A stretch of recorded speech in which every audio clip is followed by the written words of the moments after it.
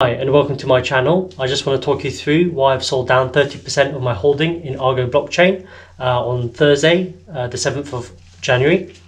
And it might have something to do with the painting over my shoulder. Thanks.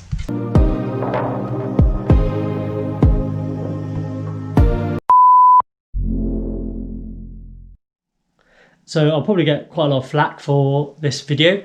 Certainly there's a stampede of Bitcoin bulls out there at the moment, but I think I just want to bring some balance to the conversation, balance to the force, dare I say. So just for background, I've held Argo blockchain since August 2018, and I bought it at the average price of about 9p.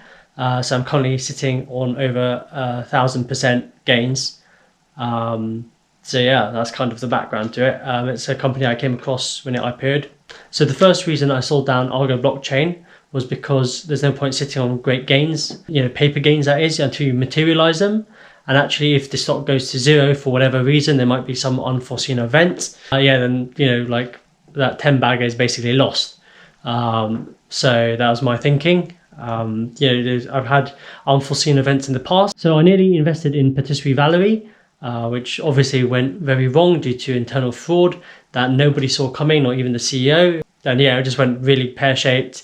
Grant Thornton is the auditor, and now there's legal action against them. So my thinking about selling down 30% is that even if my remaining 70% that I still hold in Argo blockchain went to zero, I'd still be sitting on a 200% gain.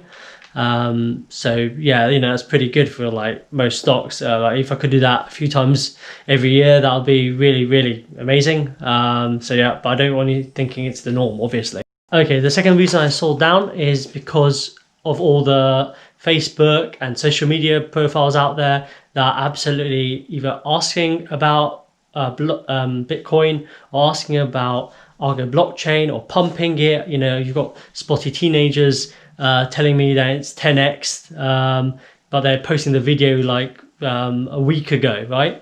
It has 10x, but like unless you're sitting on those gains, you haven't got really anything to say about it.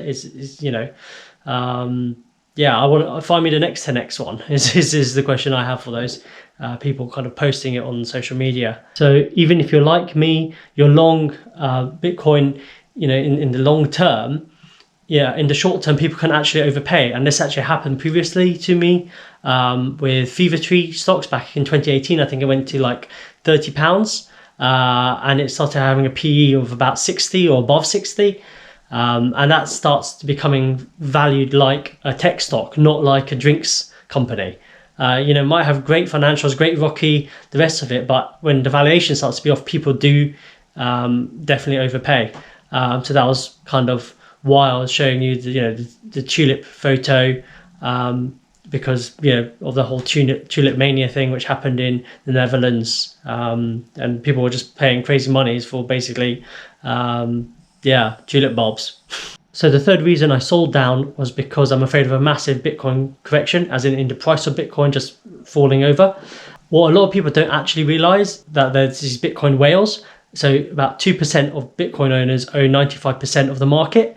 And what that means is there's massive illiquidity in the market. So the minute they try and sell some of their coins, the market kind of overreacts massively. The prices just go up and down like crazy. So I guess in the long term, we have JP Morgan saying it's going to go to, I think, 136k US dollars a Bitcoin, which is obviously like 3.5 times where we are now, which is great. But how we get there might be a different issue. I think we should be really cautious. There's that saying, fools rush in where angels fear to tread. So I just think we just need to be a bit cautious at the moment. If you are sitting on big gains, I don't know, like it's up to you what you do, isn't it? But this is what I've done. I've explained kind of why I've done it.